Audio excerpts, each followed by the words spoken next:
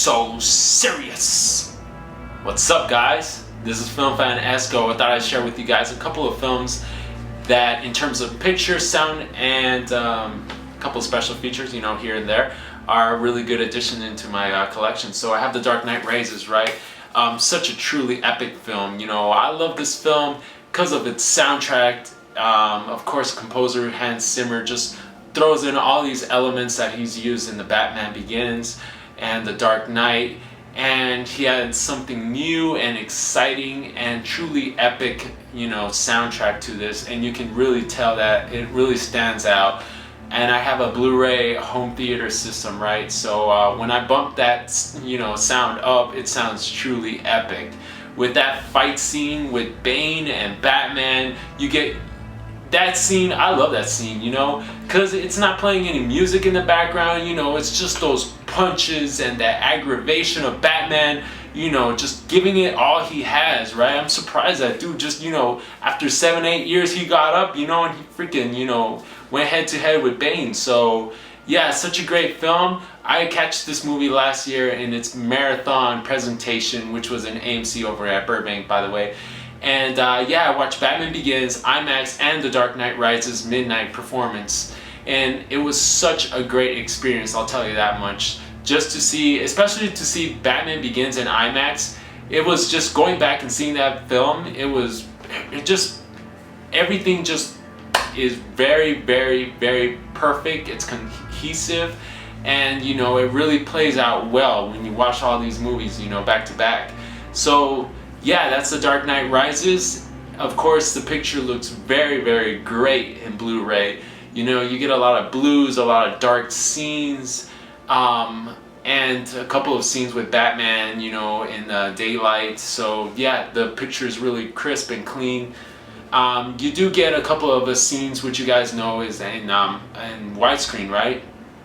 And they throw in those IMAX scenes which fill up your screen, right?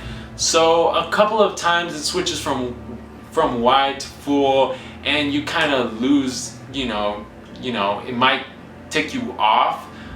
But you know, in my opinion, it was really, really great. I wish the whole thing was freaking in, you know, full frame, but you know, it really plays out well. You know, those scenes are meant to, you know, throw you into this, you know, the grand, you know, cinematography, and yeah, just, you know, it's really engrossing. And yeah, it's a truly epic film, one of my favorite films of all time, of course. I really love The Dark Knight though, but I don't know, I like to think that, you know, all these movies are one, right? They're the Dark Knight trilogy, and each film, you know, has its elements that all together they just make a great film. Great. Guys, next up, of course, we got a Martin Scorsese film, right? I don't have a 3D television, so I did not pick up the 3D version of this, but nonetheless, this is such a film that is truly all about film. You know, it's about the passion of this one kind of magician performer that wanted to entertain people. And of course, it's the story of Hugo, which in the first stages of the film, he loses his father tragically, and you know, he leaves behind a couple of missing tools to you know, unravel a mystery, you know, in a robot, and kind of, you know, mash those two stories together. And of course, directed by Martin Scorsese very beautifully. And yeah, everything about this film, you know, is so beautiful. It's very inspirational, it's funny, it's, you know, the performances are really great. And yeah, that's Hugo, a film that you should definitely check out. Alright, next up I have Marvel's The Avengers. You know, it's a film that's really, really fun, enjoyable, it looks great on Blu-ray, the sound is kick-ass, and yeah, the Hulk just tears freaking stuff apart, right, in this film. And it's such a fun movie, like I said, and it's the, you know, combination of all these heroes coming together under the direction of Joss Whedon, who's a fanboy, and really, you know, really knows what to do with all these characters, and everybody gets their time and they get their story developed. You got a lot of character development in a film that's over 2 hours. So yeah, it's a pretty well made movie. I remember watching this last year. Yeah, excitement was way up there. The scenes with the Hulk really made this film be such a massive hit. Besides the fact that Iron Man is such a, beloved, and everybody loves Iron Man, But the Hulk here, he's really outstanding, and he has those epic, funny scenes that you guys all know about. But yeah, it's Marvel's The Avengers, a favorite in my collection. Of course, it looks really great on Blu-ray. This film, of course, you get all your screen filled up with Iron Man and the Hulk. Of course, Hulk can't be in widescreen. D is silent, baby. Django Unchained. And by the way, this is a steelbook. It looks very, very nice. Probably you guys picked this up at Target. And yeah, such a fun movie, I watched this twice in the theaters back when it was released. Quentin Tarantino really knows how to, throw in a great original screenplay, and the dialogue, is, always there, and everything is so interesting. And I love that scene where Christoph Waltz and Jamie Foxx are walking into the saloon, and they're, he's preparing a beer for him, right? And it just looks so refreshing, the way he taps the glass, removes the foam. I really like that, in Quentin Tarantino's films, whenever there's a scene like that, like in Kill Bill Volume 2, and Bill is cutting the sandwich very nicely, it just looks, so interesting. You're like looking at the sandwich and being like, damn, I want a piece. How about that scene in Pulp Fiction with the burger and a sip of the refreshing soft drink, to wash down the incredible Royale burger with cheese.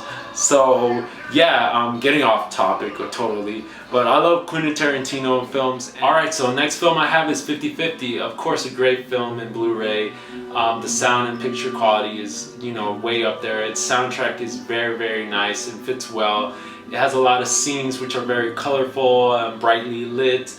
Looks so well, of course. This is a story of Adam, played by Joseph Gordon-Levitt. He gets diagnosed with special cancer in his spine, lower spine, and he has to deal with that. And he goes through kind of a rough time accepting it, and he has to hear from his mom, and sometimes he feels his friend isn't really helping him and understands him, and he deals with this therapist played by Anna Kendrick, right?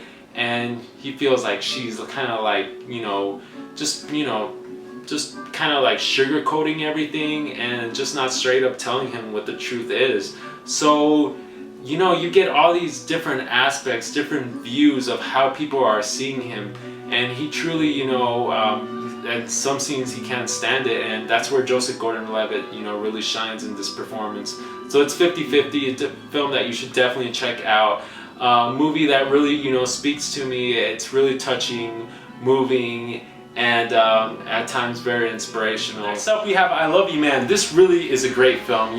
I could watch this film over and over and over again, and yeah, every scene is so freaking funny, and the soundtrack and the couple of songs that this film features, it's so great. And performances by Paul Rudd and Jason Segel, dude, they're funny. Paul Rudd has a lot of lines that are they're very silly, funny, and he sometimes doesn't make sense in what he's saying, and it's just a funny movie. And I could pop this in, have a good time, have a smile on my face, and having this Blu-ray in my collection, and having that film that could always, cheer me up, and make me laugh. Such a funny movie. And that's it, guys. Just thought I'd share with you guys a couple of titles. By the way, those are not my favorite movies of all time.